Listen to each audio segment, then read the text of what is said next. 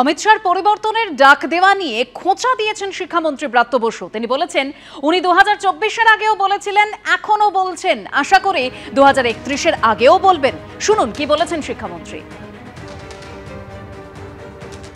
21 সালে উনি এই সোনার বাংলার কথা বলেছিলেন, মায়ের কাছে পুজো দিয়ে বলেছিলেন, আসতে পারেননি। 26-এ পুজো দিচ্ছেন, আসতে পারবেন না।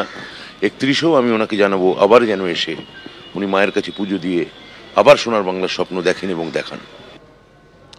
আসছি পরের খবরে। প্রাথমিক নিয়োগ দুর্নীতি মামলায় জামিন পেলেন পার্থ চট্টোপাধ্যায়। প্রাক্তন শিক্ষামন্ত্রীকে জামিন মঞ্জুর করেছেন বিচারপতি শুভ্রা ঘোষ। তবে বেশ কিছু শর্তও দিয়েছে আদালত।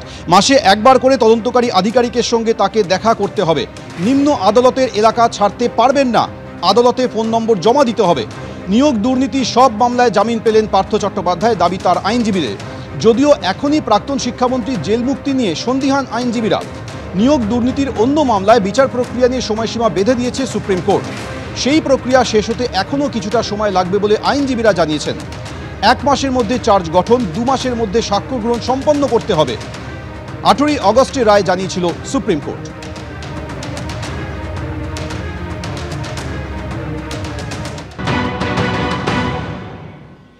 কোনো একটা বিষয়ে তদন্ত চলেছে, আইনের পথে চলেছে।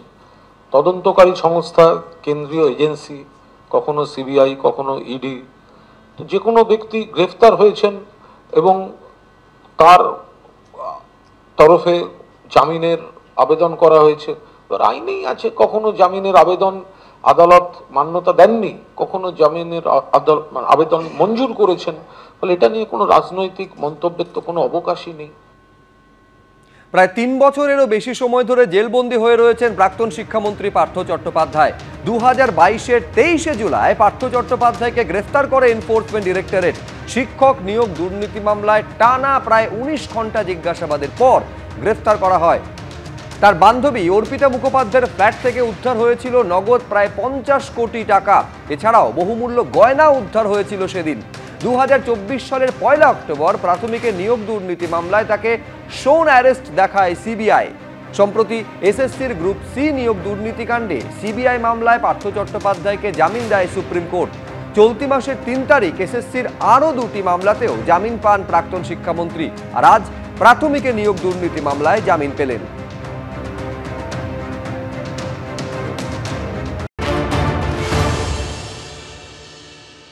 আদালতের রায় নিয়ে আমি বেশি কিছু বলতে পারবো না বা চাইও না, আমার সেই অধিকারও নেই। তবে উনি তো আপাতত ছাড়া পাচ্ছেন না। সুপ্রিম কোর্টেরও একটি মামলা আছে, তার তদন্ত নির্দিষ্ট কিছুদিনের মধ্যে শেষ করে দেওয়ার কথা আছে ইডি সিবিআই। তো স্বাভাবিকভাবে তিনি আপাতত ছাড়া পাচ্ছেন না। আমার বিশ্বাস তার চার্জশিট যেহেতু দাখিল হয়ে গেছে এবং তিনি কোর্টের ভার্ডিক্টে আগামী দিনে তাকে জেলের ভেতরেই থাকতে হবে বলে আমার মনে হয়। এটা একটা স্বাভাবিক আইনি প্রক্রিয়া। একজন বিচারাধীন বন্দী বেশি দিন তো থাকতে পারেন না। সেক্ষেত্রে তিনি প্রায় 3 বছরের উপর আছেন। এখন তদন্ত শেষ, এখন ট্রায়াল শুরু হবে, বিচার পর্ব শুরু হবে। সেই সমগ্র দিক বিবেচনা করে আদালত তাকে কিছু শর্ত সাপেক্ষে জামিন দিয়েছেন। এর মধ্যে বিশেষ কিছু রহস্য খুঁজে বার করার কোনো কারণ নেই, বরং জামিন না হওয়াটাই তো খারাপ আইনের চোখে। সাক্ষীর ব্যাপারটা সম্পূর্ণ শুরু করে, যাকে বলে আইনের ভাষায় উইটনেস যে শুরু হয় তাকে বলে, সেই পর্বটা চালু করে তারপর তাকে ছাড়া হবে, যাতে বিচার প্রক্রিয়ায় কোনো বাধা সৃষ্টি না করতে পারে। সেজন্যই সে আপাতত হয়তো কিছুদিন তাকে থাকতে হবে। ইডি দপ্তরে ফের হাজিরা দিলেন কারামন্ত্রী চন্দ্রনাথ সিংহ। গতকালের পর আজও ইডি দপ্তরে আসেন কারামন্ত্রী। সকাল 10:30 নাগাদ ইডি দপ্তরে এসে তিনি হাজিরা দেন। গতকাল প্রায় 7 ঘন্টা তাকে জিজ্ঞাসাবাদ করা হয়েছিল। গতকাল আর্থিক লেনদেন ও অ্যাকাউন্টে নগদ টাকার উৎস নিয়ে ইডির আধিকারিকরা প্রশ্ন করেন। আয়কর দপ্তরের ডিক্লারেশন স্কিমে চন্দ্রনাথ সিংহ সম্পত্তি নিয়েও প্রশ্ন করা হয়। এই সংক্রান্ত নথিও চাওয়া হয় চন্দ্রনাথ সিংহর কাছে।